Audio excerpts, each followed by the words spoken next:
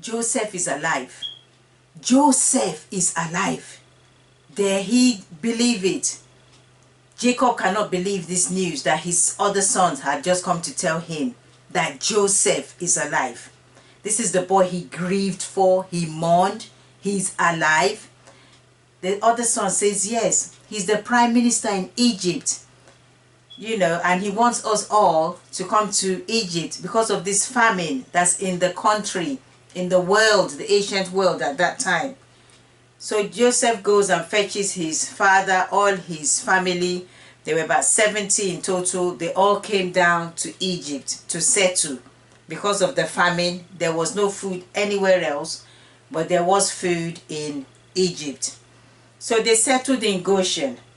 They were there, they were thriving, they were multiplying, God was increasing them. And then the Bible says there arose a Pharaoh that had not heard of Joseph.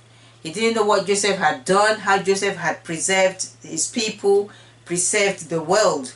He did not hear the story that if it wasn't for Joseph, he would not be Pharaoh today, because there would be nobody there. He probably wouldn't have been alive. He didn't know any of this, so he started oppressing the Israelites. He was fearful that they are so numerous. So if an enemy attacks Egypt, the Israelites will join in with the enemy against them.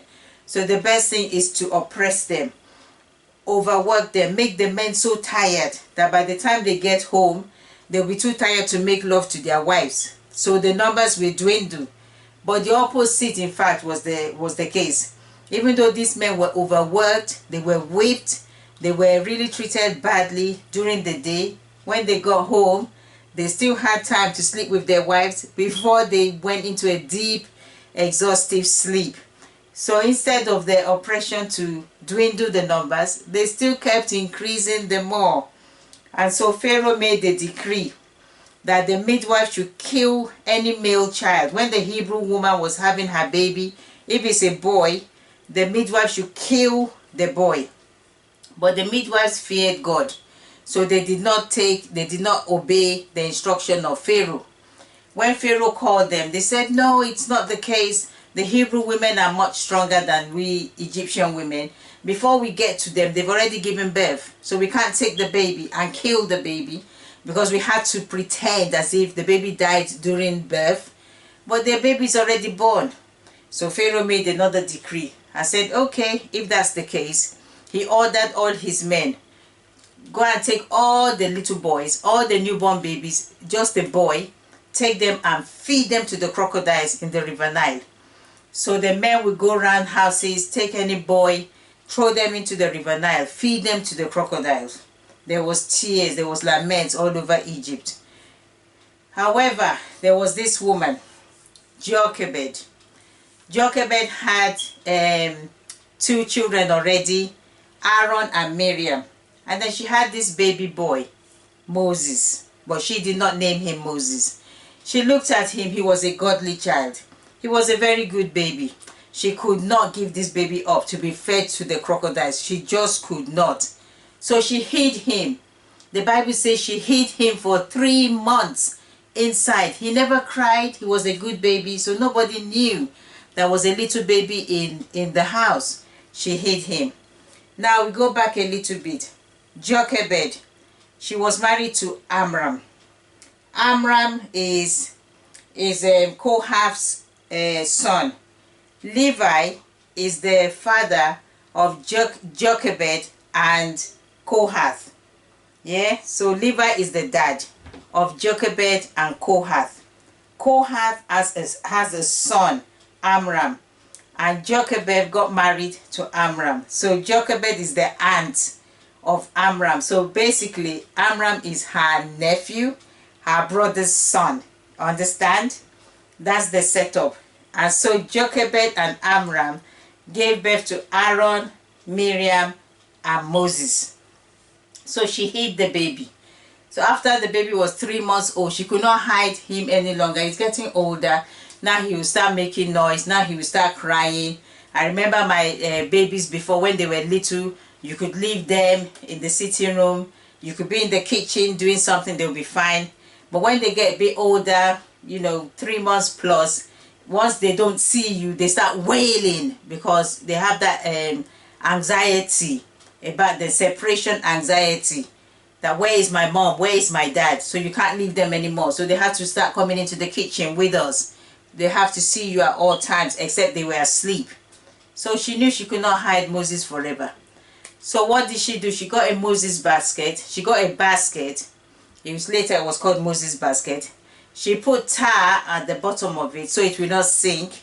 She put the baby in the basket, and she put the basket on the river, this same river that Pharaoh said should swallow up the babies. And she let the basket drift, left the faith to God. She believed in Yahweh, you know, God of her fathers, Abraham, Isaac, and Jacob, wherever Yahweh is going to lead this basket to. She left so you can feel the anguish in this woman's heart. You know, what if the basket capsized? The crocodiles will get him anyway. Anything could happen to the baby. So she left it drip. The sister Miriam watched the basket while he went.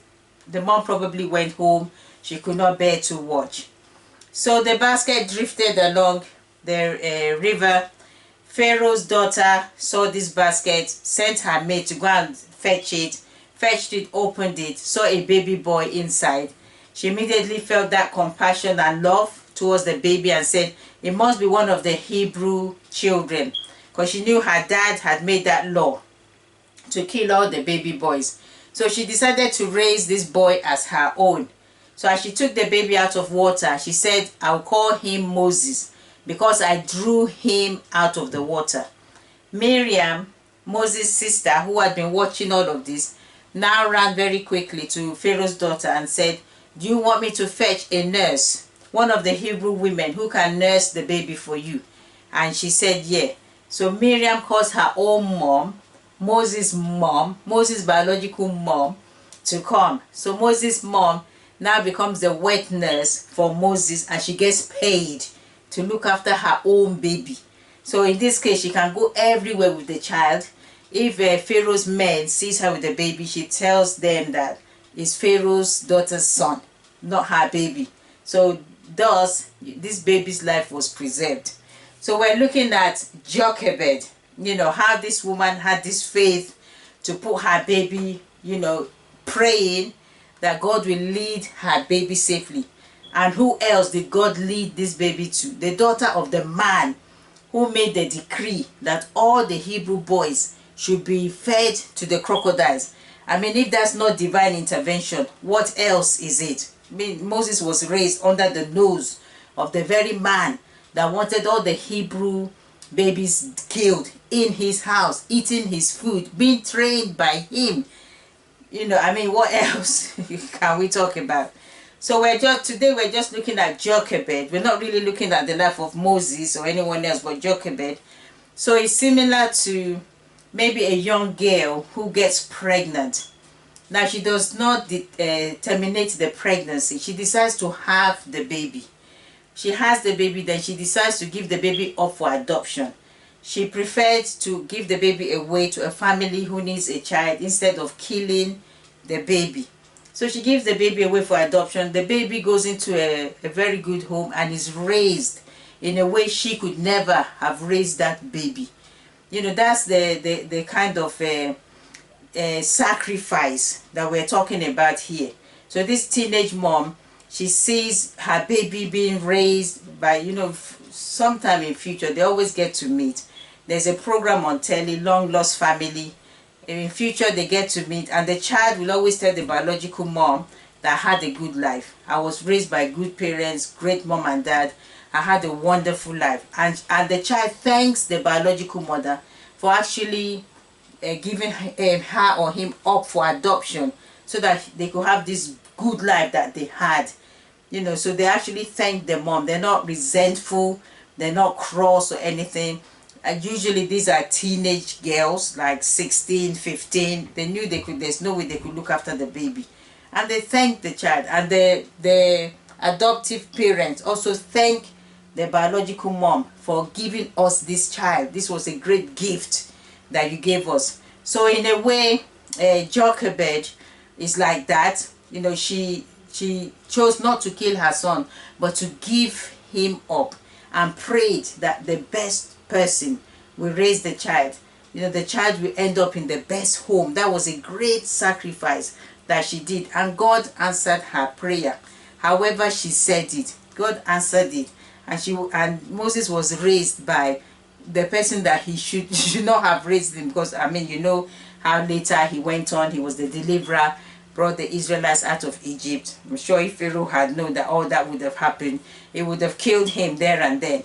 But there you go, that's God at work. So Jochebed, there's not much said about her in the Bible, except she's the because Moses kind of dominates his mom. So from the time he got into Pharaoh's palace, it then became about Moses, and Jochebed kind of drifts away out of the picture. So, but she had to be mentioned. She is one of the women of the Bible. Because of her, we have Moses, we have the story of the Exodus, we have the Israelites going into Canaan, into the promised land. We have all of that. So we thank Jochebed. So that's the story of Jochebed, just a small one. So hopefully next one we shall look at Moses' wife, and then we shall also look at Moses' sister. So might as well do all the women in Moses' life. God bless you. Thanks for joining me on Women of the Bible. Consider subscribing to my channel. Press the notification button so that when I upload another video, you'll get notification. Thanks for being with me in this journey. Bye.